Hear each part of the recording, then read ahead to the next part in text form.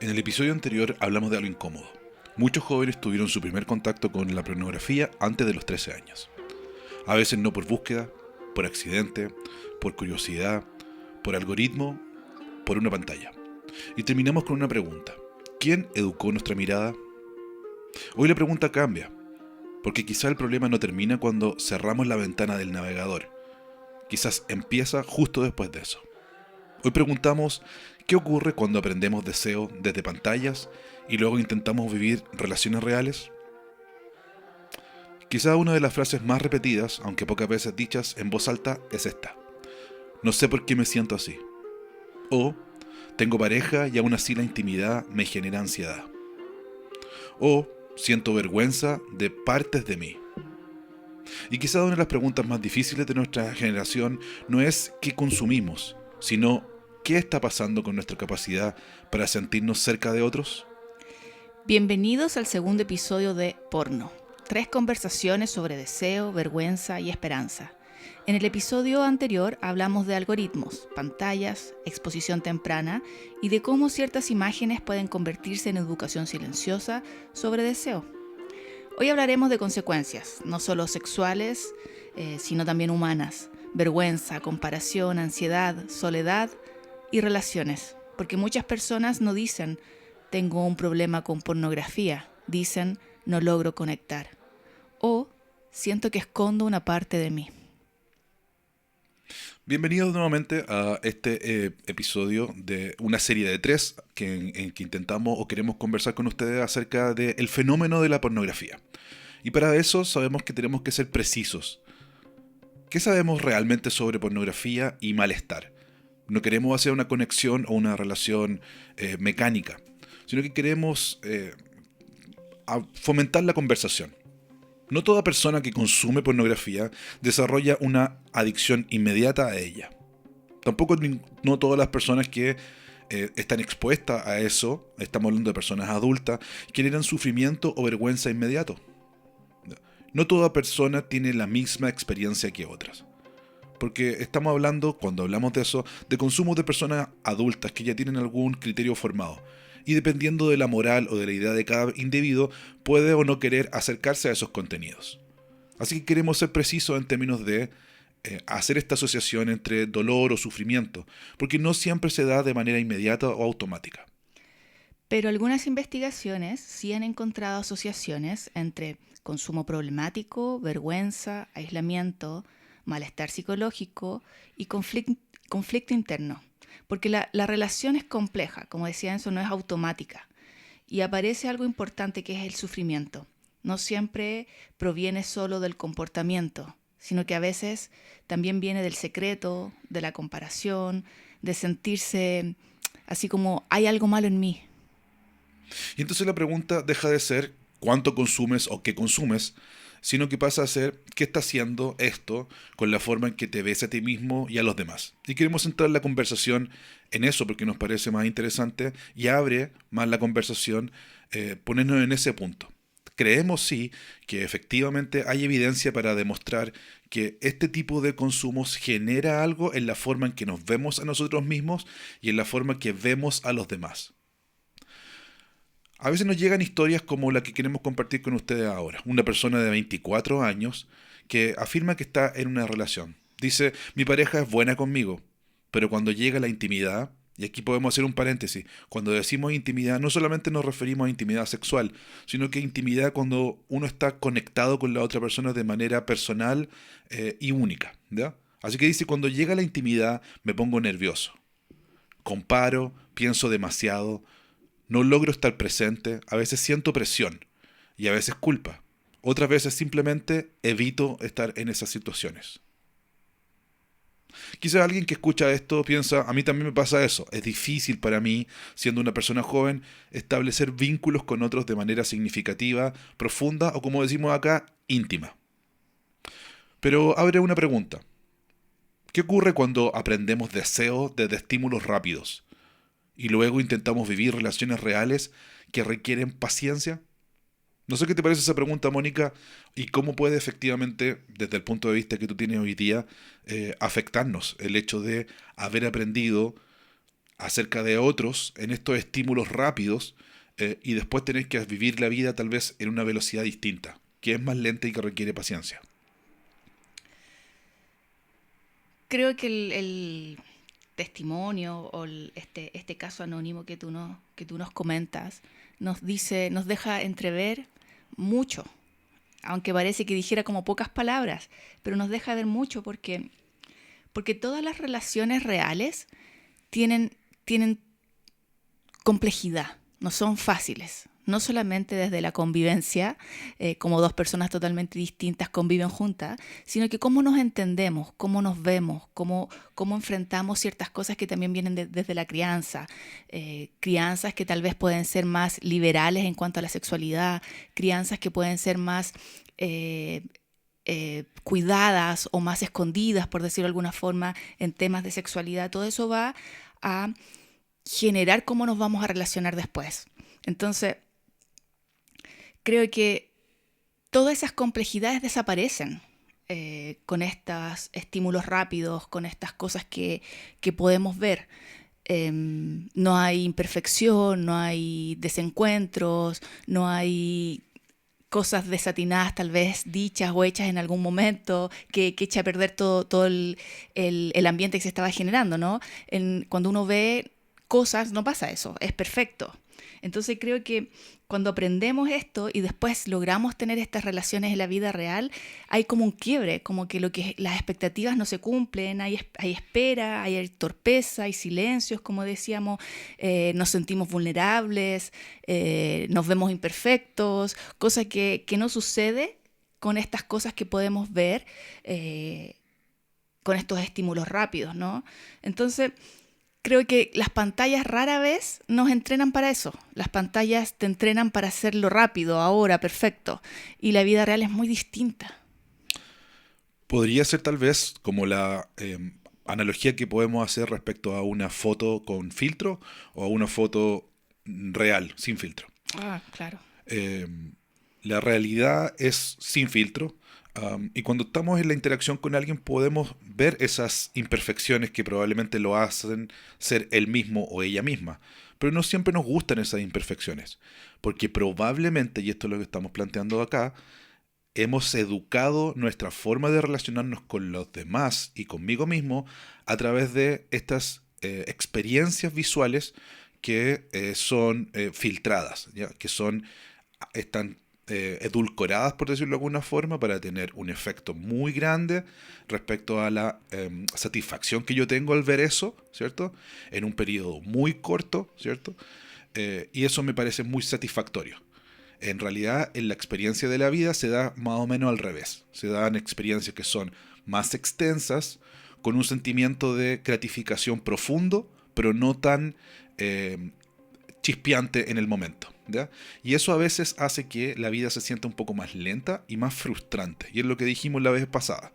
Las relaciones, al parecer, las relaciones reales, tienen una cuota más importante de frustración que hace que algunos que hayan estado formados en estos estímulos rápidos consideren que son incluso aburridas, ¿ya? O no satisfactorias. Entonces, dejemos eso en reserva si te parece, Mónica, porque no solamente está eso, que es lo que nos pasa cuando tenemos esta comparación con la realidad, sino también sumémosle el hecho que aparece la vergüenza y el ocultamiento, ¿ya? Claro. Haber sido educado, por decirlo de alguna forma, como dijimos en el primer episodio, que nuestra mirada haya sido educada de esta forma o con estos contenidos, genera al parecer vergüenza y nos invita a ocultar esa conducta. Y ahí necesitamos distinguir algo que puede parecer parecido o sonar parecido, más bien dicho, y que no es lo mismo. Culpa es cuando, en lo que nosotros queremos proponer, que es cuando uno dice hice algo malo, ¿cierto? Uh-huh. Y vergüenza es que hay algo malo en mí, ¿ya? Tiene que ver conmigo, ¿ya? No es que yo hice algo, sino que yo tengo vergüenza porque yo tengo algo malo en mí. La culpa es más fácil de corregir porque tienes que corregir la acción. Exactamente. Entonces me equivoqué ahora, me siento culpable, pero la próxima lo puedo hacer distinto. Pero la vergüenza nos invita siempre a ocultarnos. Y es lo que sentimos cuando estamos, por ejemplo, algo privado mío se sabe en público. Yo tengo vergüenza y suelo o tener el acto natural es esconder esto, guardarlo porque no quiero que los demás se enteren de eso. Así que la vergüenza nos dice si alguien supiera quién soy realmente, se alejaría de mí. Y nosotros tendemos a ocultar eso. ¿Ya? De alguna forma este pensamiento nos deja aislados y por eso tiene que ver con un pensamiento un poco devastador. ¿Ya? Porque produce, como decíamos, este aislamiento. Y tiene del todo sentido, porque si yo no quiero que nadie vea esta área de mí, ¿no? Que no puedo cambiar porque tiene que ver con cómo soy, mejor me relaciono menos con otros. Porque Exacto, mientras más me expongo, mientras más me relaciono con otros, más posibilidades hay de que los otros vean esa parte de mí. exacto.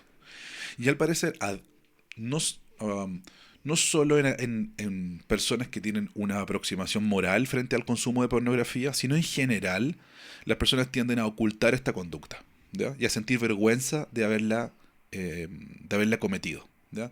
No es algo que se haga en público, no es algo que se dice en público. ¿Ya?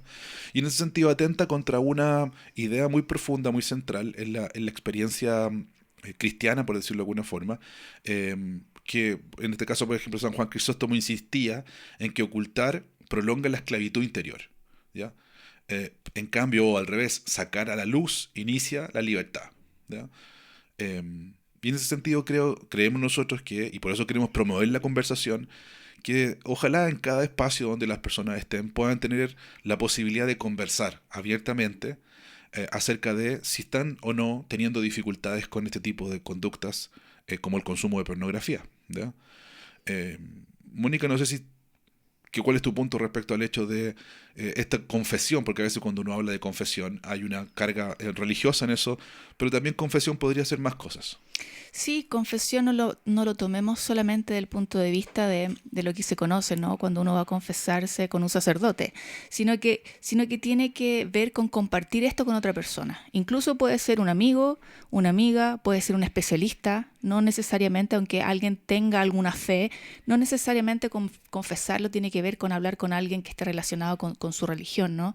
También puede ser un especialista, un psicólogo, un sexólogo, un ginecólogo, con personas que tienen cierta expertise en estos temas. Y eso te permite dejar de cargar solo con lo que estás haciendo, ser visto, nombrar la verdad o la conducta que tú estás teniendo.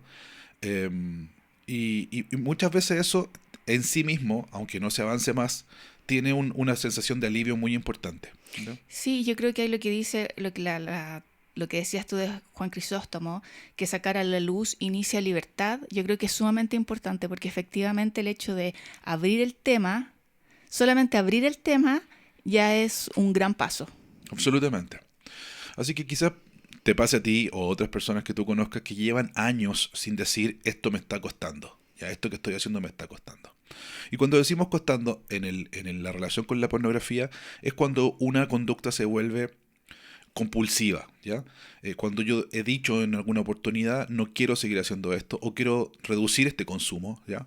Em, o siento vergüenza por lo que estoy haciendo, y no se lo he dicho a otra persona, ¿ya?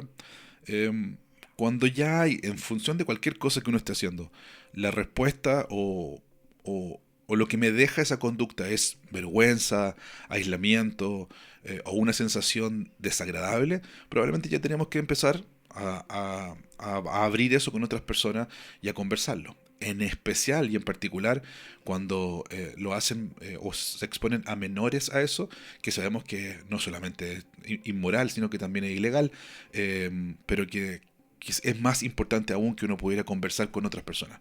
Pueden ser tus padres, pueden ser alguna persona que, como dijo Mónica, puede ser un especialista, pero también personas que están cerca tuyo, a alguien que tú tengas confianza y que sea una persona que probadamente vaya a trabajar esto o tratar esta información de manera confidencial y siempre buscando tu beneficio. ¿Ya? Mónica, ¿te parece que avancemos un paso más y hablemos acerca de esta relación que existe después del consumo con la soledad? ¿Ya? Em, Hay una idea muy antigua en el cristianismo oriental. Los padres de la iglesia entendían que el ser humano no fue creado para el aislamiento, para estar solo. ¿Ya? Fue creado para estar en conjunto con otras personas, en comunión. ¿Ya? Eh, Uno de los padres de la iglesia enseñaba que nada es más propio de nuestra naturaleza que necesitarnos mutuamente. ¿Ya? Paréntesis, porque en realidad eso es parte también del desafío, la interacción con otras personas tiene sus propios desafíos. Sí, cuando pensamos en que fuimos creados para comunión, eh, nosotros que somos cristianos pensamos que la primera comunión esa es con Dios, ¿no? Con el Padre. Ujú. Y luego con la gente que está a nuestro alrededor, con la gente de la iglesia que pertenecemos. Y si tú no vas a ninguna iglesia, si no crees, la comunión tiene que ver con todos aquellos que están a tu alrededor, tus amigos, tu familia, tu comunidad escolar o universitaria. Esa es tu comunidad, esas son las personas que están contigo y son las personas con las que tú te relacionas cada día. Y tal vez por eso mismo la soledad es algo que duele tanto, ¿ya? Cuando es prolongada, por supuesto, porque contradice algo que al parecer es profundamente humano, como lo describe la Mónica, ¿cierto? Que es estar con otras personas en esto que llamamos nosotros comunión, ¿ya? Que no solamente es la compañía física, sino es la conexión profunda con otros seres humanos, ¿ya? Así que, ¿qué pasa, Mónica, o qué crees que puede pasar cuando una generación aprende consumo, pero desaprende comunión? Eso quiere decir que puede obtener lo que necesita en un espacio de soledad, ¿ya?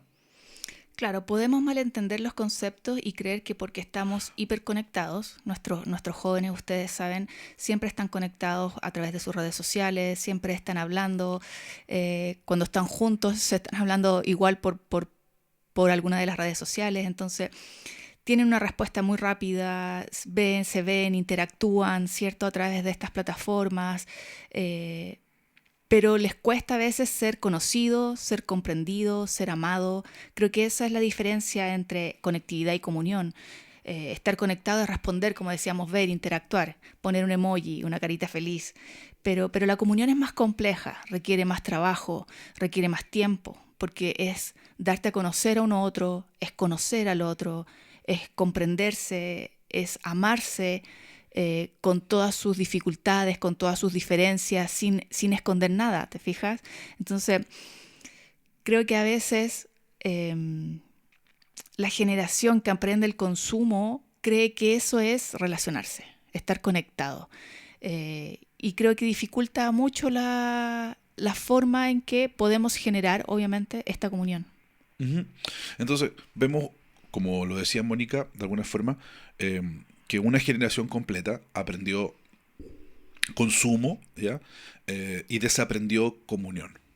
Nosotros planteamos esto como parte de la conversación para que nosotros podamos activamente, algunas cosas las tenemos que hacer activamente, de manera intencional, por decirlo de otra forma, que es volver efectivamente al acto de tener conexión con otras personas, tener comunión con otras personas, a diferencia de esta conectividad superficial, ¿ya?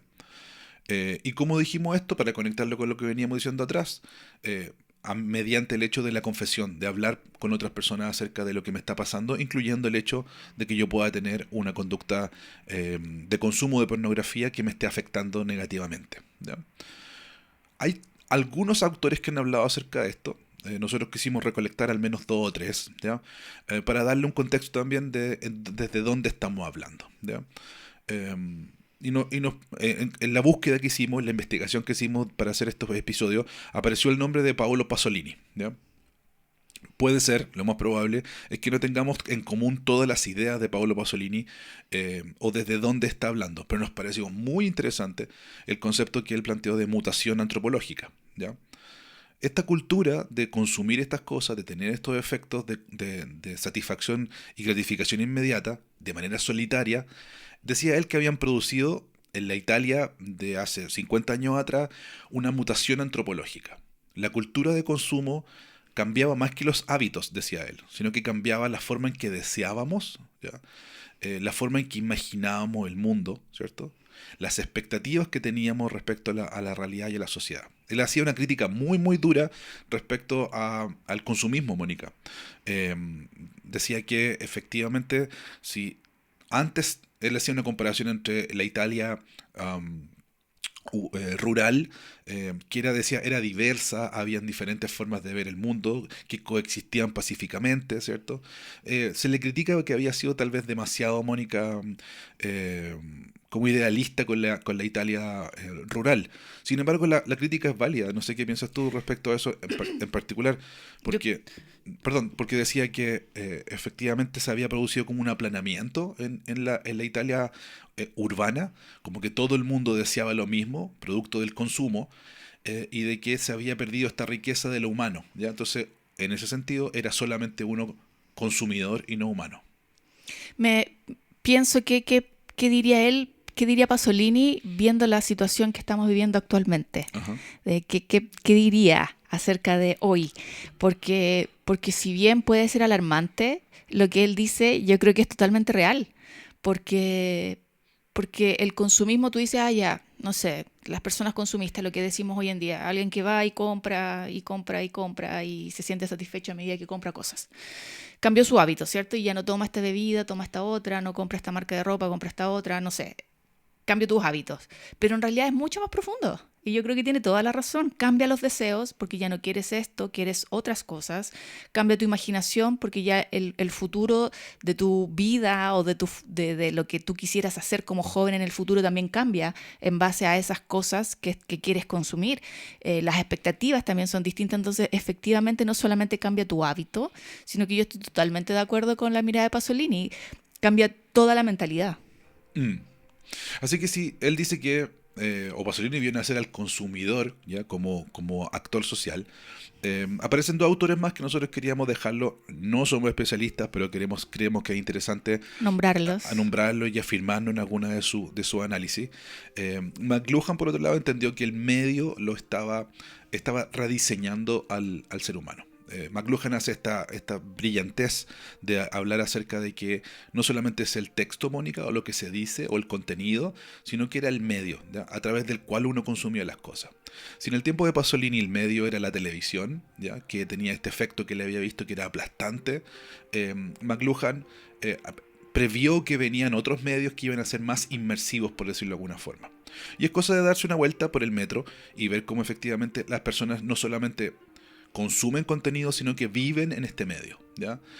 Las personas habitan este medio, por ejemplo, que son las redes sociales, ¿ya?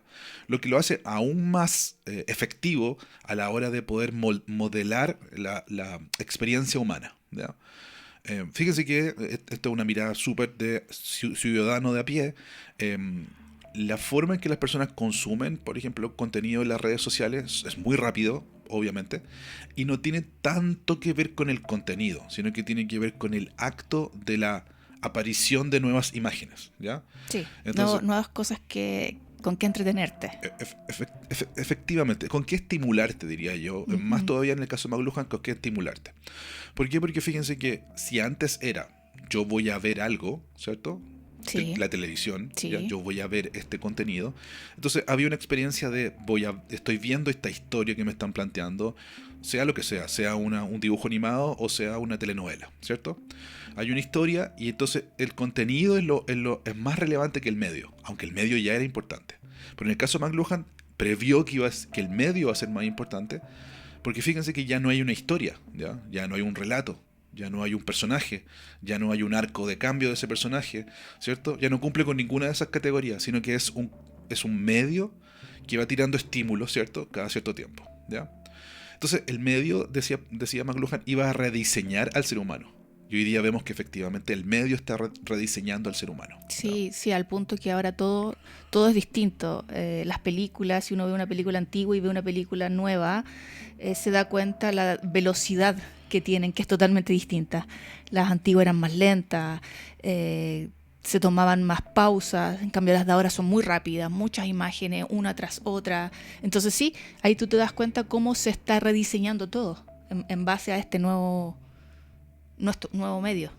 Entonces tenemos Pasolini, tenemos McLuhan y perdonen el aburrimiento que estamos haciendo con esto, pero queremos decir un último autor que creo que nos ayuda a pensar el tema de los medios, los contenidos, la pornografía y la relación que existe con el ser humano, que es Byung-Chul Han, que describió al sujeto que ya mutado, ¿cierto?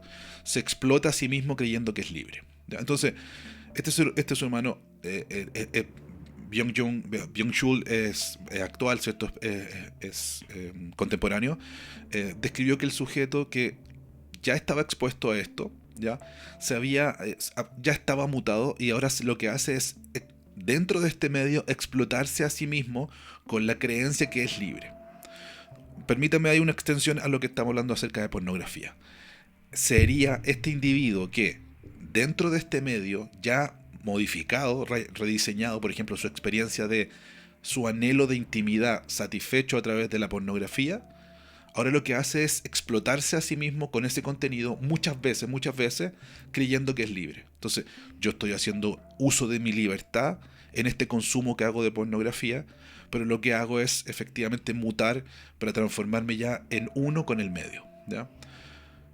Suena como de ciencia ficción, pero es absolutamente parte de la realidad. Hoy TikTok, Instagram, OnlyFans, la publicidad, los algoritmos que vemos, todos compiten por una cosa, que es nuestra atención. Y por eso hay gente, Mónica, que ha dicho que el commodity de actual, el commodity pensando en qué es lo que se transa, ¿cierto? El commodity más famoso es los metales, por ejemplo, el cobre o el oro. Pero el commodity actual es la atención, ¿ya? Todos luchan porque alguien los atienda, ¿cierto? Y la atención repetida forma ciertas expectativas. Y en el caso de la pornografía, cuando le entregamos la atención a ese contenido, las expectativas sobre el cuerpo, Mónica, el placer, el atractivo, qué es masculino, qué es femenino, van a cambiar radicalmente. Y eso va a tener efectos no siempre saludables, o más bien dicho, casi nunca saludables, sobre la experiencia humana, ¿ya? Estos tres autores que hemos mencionado, es interesante cómo van como aumentando en profundidad o aumentando su alcance. Pasamos de Pasolini con el que ven hacer al consumidor, después vemos McLuhan cómo se va rediseñando el medio, y terminamos con Byung-Chul como nosotros, creyendo ser libres, que eso me parece tan crítico y tan impactante. Creyendo ser libres, nos explotamos a nosotros mismos. No puedo no decirlo porque claro, en esas acciones de estar viendo estos contenidos uno tras otro, efectivamente no somos libres. O sea, a mí me parece muy dramático. Creo que en nuestras conversaciones siempre, como yo soy mujer, creo que soy la que le pone más dramatismo. Eh, no, por supuesto que apunta a un tema súper cierto, Mónica, y no creo que carezca de realidad lo que estás diciendo. Efectivamente, es una experiencia, es una realidad muy dramática que, porque probablemente nos está pasando en tiempo real, no alcanzamos a darnos cuenta, ¿ya? Em, en la vieja paradoja de que el bosque no deja ver los árboles, exactamente nos está pasando lo mismo. Estamos en medio de este bosque y no podemos ver, no podemos distinguir lo que nos está pasando en tiempo real, ¿ya? Sí. Y lo que nosotros queremos hacer es, además de sorprendernos, compartir con ustedes estos episodios para que efectivamente puedan ustedes, podamos nosotros, en los espacios que tengamos, hacer esta conversación, ¿ya? No va a ser siempre sencilla, porque a veces corta en contra del sentido común, o corta en contra de esta, como tú decías, Mónica, aparente libertad que tienen los seres humanos para poder hacer, por Lo que ejemplo, quieran. claro, y consumir lo que quieran. Y aparecen estos puntos de vista religiosos como retrógrados en términos de decir, vienen a coartar nuestra libertad, ¿cierto? La libertad que tenemos de, por ejemplo, consumir esto. Así que sí, hay que tolerar un poco eso, pero creemos que es una conversación muy necesaria, ¿ya? Se enseñaba por los padres de la iglesia, Mónica, que los pensamientos repetidos terminan formando pasiones y hábitos interiores. Um, Cuando uno lee eso y lo logra aplicar un poco a la experiencia personal, se da cuenta de que nada de lo que uno hace no lo ha pensado anteriormente más de una vez, ¿ya? Es cierto. Y cuando es más fácil hacer que una conducta se extinga, cuando aún no es una conducta, sino que cuando es un pensamiento, ¿ya? Eh, entonces, ¿por qué estamos diciendo esto? Porque eh, si nos exponemos repetidamente a ciertos contenidos, como decíamos en el capítulo anterior, probablemente eso después se transforme en una pasión, una forma de ver, de experimentar nuestras emociones, ¿ya? Una pasión es una emoción fuerte, Claro. ¿ya? Se transforma en una pasión, ¿cierto? y luego se va a transformar en un hábito, ¿ya? Esa secuencia, esa secuencialidad después puede, en la experiencia de la realidad, nos puede costar muy caro, porque en nuestra estructura, la forma en que organizamos nuestra mente, vamos a tener una disonancia muy grande. Tenemos esta estructura en que hay pasiones muy grandes, hábitos interiores de cierta forma, y la realidad no se comporta de esa manera, ¿ya?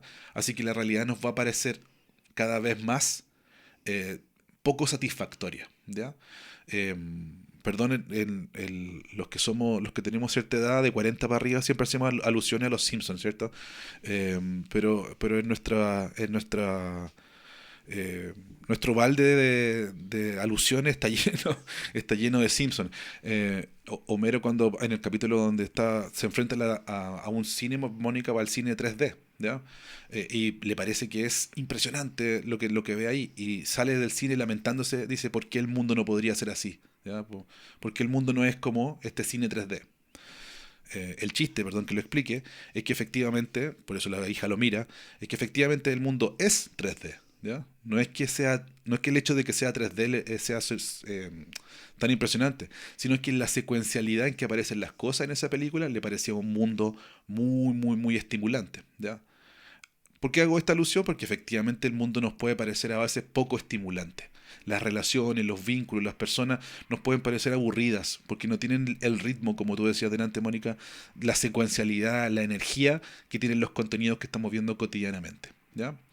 Así que puede parecer a veces que el unboxing de un producto o la experiencia de un influencer consumiendo ese producto puede llegar a parecer más satisfactoria que la experiencia mía consumiendo el mismo producto, ¿ya? ¿Por qué? Porque no está diseñada para que sea estimulante, ¿ya? Así que hoy día podríamos decir lo siguiente, Mónica: imágenes repetidas generan asociaciones, desarrollan hábitos en función de eso, moldean después el deseo, ¿ya? Yo deseo esa experiencia y no la realidad. Lo, lo, Como el capítulo anterior hablábamos un poco de esta plasticidad del cerebro, Ajá. creo que es bueno que lo recordemos, porque efectivamente este camino que tú acabas de decir de las imágenes repetidas que generan asociaciones, que generan hábitos y que generan el deseo, Ujú. es un camino que se genera en nuestras neuronas.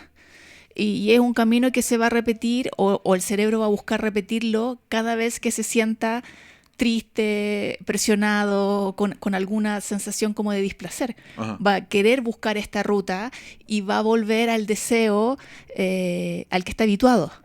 ¿Qué es lo que les pasa frecuentemente a las personas que han sido adictas? ¿Ya? Por mi trabajo me relaciono con muchas personas, hoy día me relaciono con muchas personas que han sido adictas y están en un camino de cortar esa adicción a las drogas. Curiosamente, no sé si te parece curioso a ti, Mónica, pero una de las cosas que me dicen esas personas, o yo he escuchado en su discurso, me dicen: las personas me parecen aburridas, ¿ya? Las personas reales me Ajá. parecen aburridas, ¿ya? Y eso es lo que más extraño de la droga, decía. Porque cuando tenía este vínculo con otras personas, las personas eran divertidas, ¿ya? Era entretenido juntarme con esas personas, ¿ya? Entonces, hay una personalidad adicta, por supuesto. Son expertos, ciertas personas que están en adicción, son expertos en pasarlo bien, ¿ya? Y crean experiencias, ¿cierto? Muy gustosas de la vida, ¿cierto? Ujú. Muy, muy sabrosas de la vida, ¿ya? Todo está hecho en función del goce, ¿cierto? Y la droga está ahí para aumentar esa experiencia. Entonces, una experiencia aumentada ya no son 3 dimensiones, son más dimensiones, son más colores, más sabor y más experiencia. Y el cerebro se acostumbra a eso. Una de las cosas más difíciles no es tal vez sacar la sustancia, sino que pasarle a esa persona, eh, en vez del carrete donde iba, pasarle tomar once con la mamá y la abuelita, ¿ya? Es una buena, creo que sirve para explicar un poco qué es lo que está extrañando esa persona, ¿ya? Claro, no solamente la sustancia en su cuerpo, sino que está extrañando esos deseos, ¿no? Esa experiencia de vida que tenía que ya no tiene. Muy lustrosa, ¿cierto? Muy Brillante, muy brillante, muy divertida. divertida, diseñada en laboratorio, ¿cierto? Y es la diferencia entre comerse una fruta, Mónica, y comerse una golosina, ¿ya? Una de las dos cosas fue diseñada en un laboratorio no para promover la salud, sino para aumentar el placer, ¿ya?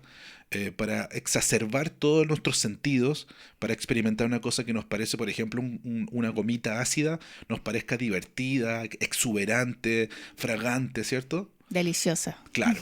Versus una fruta que puede tener acidez, pero que es distinta, que a veces, que cada mascada es distinta a la anterior, Que no ¿cierto? es tan dulce. Que no es tan dulce, o puede llegar a serlo, pero a veces, ¿cierto? Y por eso la realidad, a veces uno dice, me gusta esto, pero me decepciona a veces, ¿por qué?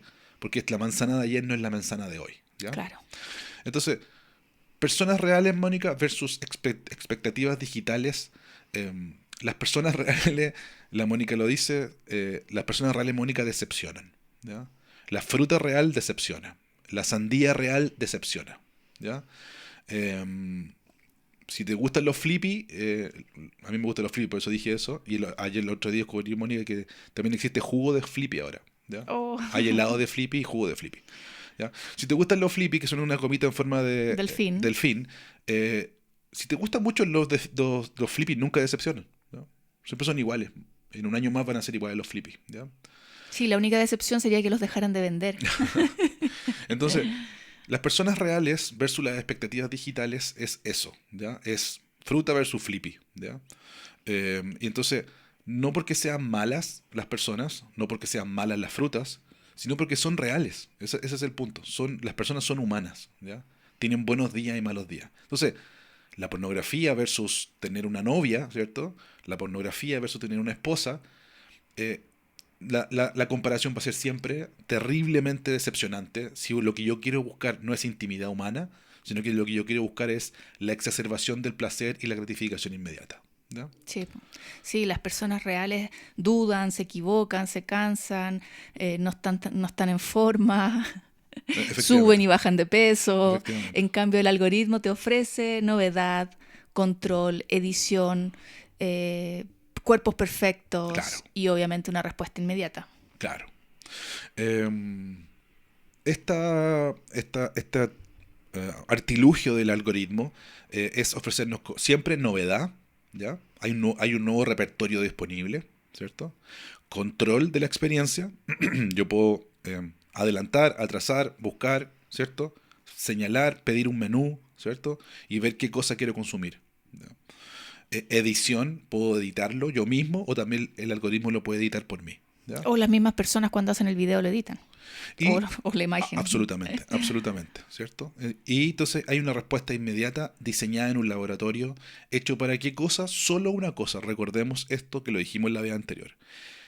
El algoritmo en ese sentido podríamos decir que no es malo ni bueno porque los seres humanos somos malos o buenos. El algoritmo es esta secuencia de instrucciones que tiene solo un objetivo: captar la atención del usuario y asegurarse que el usuario vuelva tantas veces como sea posible, ¿ya?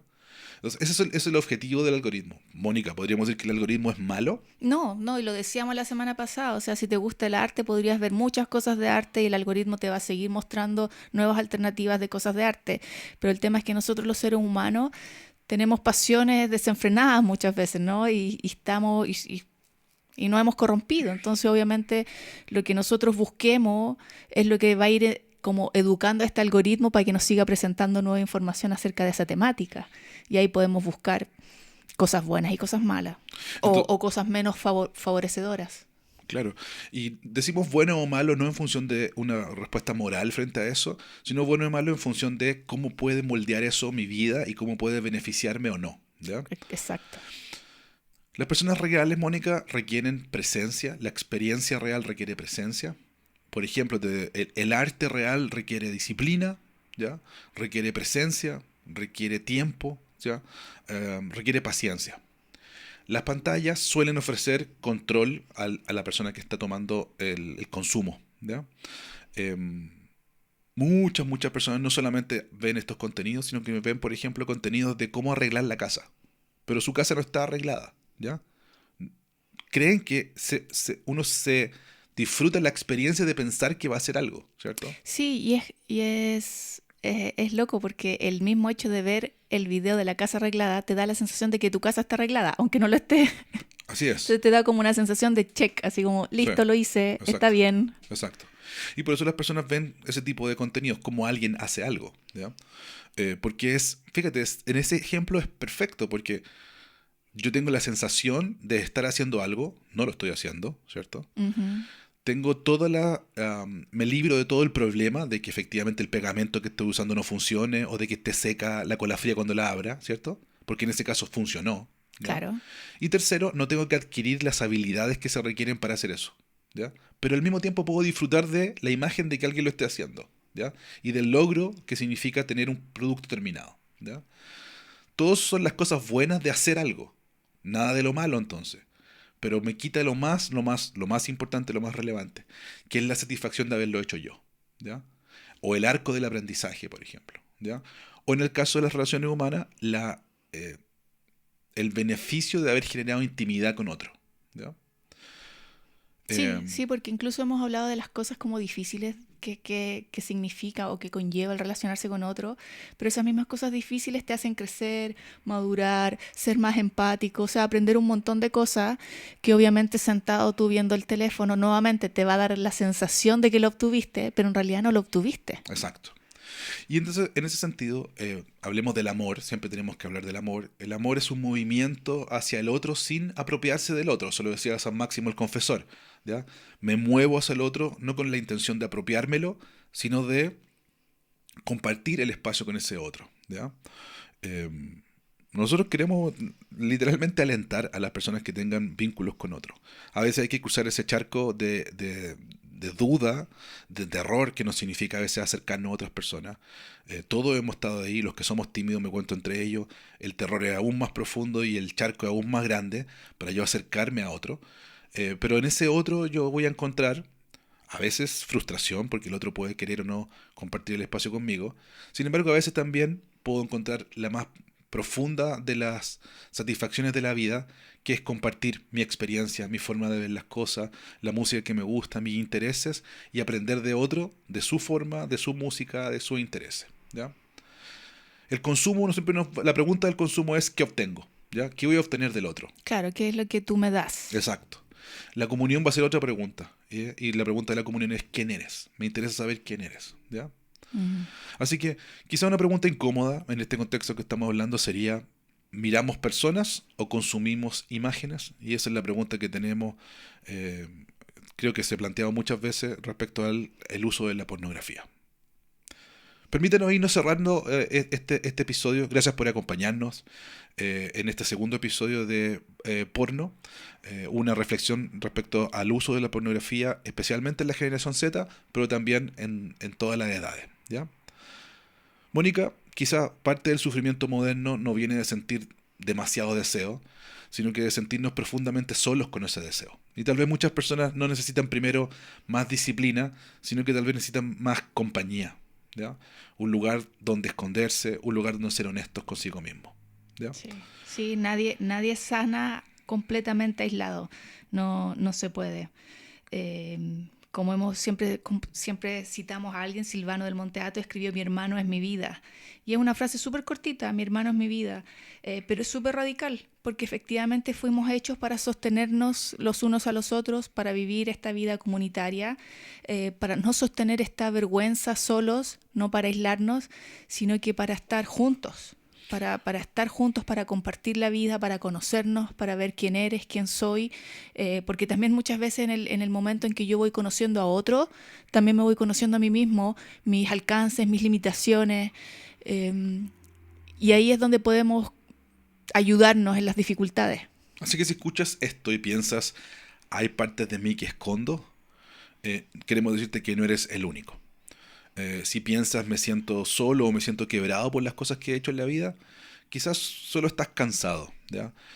Quizás avergonzado, pero queremos motivarte a que salgas de esa situación rompiendo el arco de la soledad, ¿ya? Sabemos que no es sencillo lo que estamos pidiendo, ni siquiera lo estamos asumiendo que es sencillo, pero ninguna de estas cosas significa que hayas perdido tu dignidad como persona, sino que estamos al otro lado muchos otros también experimentando lo mismo. Y a veces pasar ese charco, esa barrera entre una persona y la otra, a veces no solamente es beneficio para ti, sino también para la otra persona, ¿ya? La vergüenza pierde fuerza cuando encuentra el lenguaje, cuando se puede verbalizar, cuando se puede hablar. Y el secreto pierde poder cuando encuentra la compañía del otro. Así que pedir ayuda no es señal de debilidad, sino que muchas veces el inicio de dejar de sobrevivir y poder vivir completamente, en libertad. Así que quizá esto lo que estamos diciendo comienza cuando dejamos de escondernos, cuando alguien conoce nuestra vergüenza y permanece al lado nuestro. Probablemente sean tus padres, buenos amigos, personas que están al lado tuyo que tú sabes que puedes contar con ellos. Cuando descubrimos que el otro no siempre es una amenaza, a veces es el camino de regreso para romper el tema del aislamiento y la soledad. Porque creemos nosotros que nadie fue creado para ser vivido o experimentar la vida como una isla. ¿Ya? Así Mónica, que háganse estas preguntas. ¿Quién conoce realmente cómo estoy? ¿Qué partes de mi vida viven solo en secreto? ¿Confundo conexión digital con cercanía emocional? Reflexionemos en eso, pensémoslo y nos vemos, recuerden, la próxima semana en el tercer episodio de Porno, recuperar la capacidad de amar, terapia, comunidad, esperanza, después del aislamiento. Así que quizás sanar empieza cuando dejamos de preguntarnos por qué somos tan débiles y empezamos a preguntarnos cuánto tiempo hemos intentado sostenernos solos. un gran abrazo a todos, gracias por escucharnos y seguirnos siempre en el podcast. Que estén muy bien.